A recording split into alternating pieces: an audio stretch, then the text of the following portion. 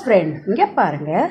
இது வந்து கம்மியாக இருக்கும்போது தக்காளியை நல்லா வெயிலில் காய வச்சு பொடி பண்ணி வச்சுக்கிட்டு, இதை பாருங்கள், காஞ்ச மிளகா வறுத்து, இது வந்து மிளகு ஜீரகம், அது எண்ணெய் இல்லாத வறுக்கணும், தனியா வறுக்கணும், இதை பாருங்கள், துவரம்பருப்பு இதையும் வறுக்கணும்.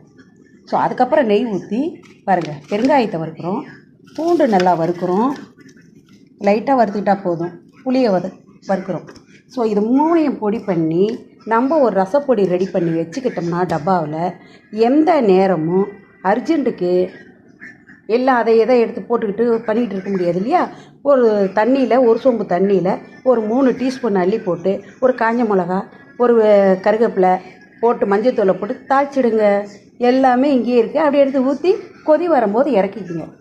சிம்பிளான விஷயம். பிள்ளைங்கள்லாம் நிறையா வந்து வேலைக்கு வராங்க, தனியாக தங்கியிருக்காங்க, அர்ஜென்ட்டுக்கு என்ன செய்கிறதுன்னு தெரியல, அவங்களுக்கெல்லாம் இது கரெக்டாக இருக்கும். அர்ஜென்ட்டாக ரசம் வச்சு சாப்பிட்லாம், ஒரு அப்பளம் வறுத்துக்கிட்டு ரசம் வச்சுக்கலாம். ஓகே, பாய், தேங்க்யூ. ஹலோ ஃப்ரெண்ட், இங்கே பாருங்கள், இதுதான் ரசப்பொடி. ஸோ இதை மாதிரி ஒரு 3 டீஸ்பூன் போட்டு, ஒரு சொம்பு தண்ணியில் 3 டீஸ்பூன் அள்ளி இப்படி போட்டுட்டு, ஒரு காஞ்ச மிளகா, ஒரு கருவேப்பிலை எல்லாம் போட்டு தாளிக்கும் போது நம்மளுக்கு ஒரு வாசனை கிடைக்கும். இந்த ரசத்தில் உடம்பு ரொம்ப நல்லா இருக்கும், ஆரோக்கியமாக இருக்கும். இதை மாதிரி செஞ்சு வச்சுக்கிட்டு அப்போ போட்டுக்குங்க. ஓகே, இது எதுக்கு சொல்கிறேன்னா, அர்ஜென்ட்டுக்காக நம்மளுக்கு ரசமெல்லாம் புளி ஊறணும், அது பண்ணணும், இது பண்ணணும், அதெல்லாம் கிடையாது. இதை போட்டு ரசம் வச்சுருங்க. கொத்தமல்லி இறக்கும்போது போட்டு இறக்கிடுங்க. ரொம்ப நல்லாயிருக்கும் இந்த ரசப்பொடி. ஃப்ரிட்ஜில் வச்சுருங்க. வச்சுட்டு தூளை ஃப்ரிட்ஜில் வச்சுட்டிங்கன்னா மூடி நல்லாயிருக்கும். Okay, thank you.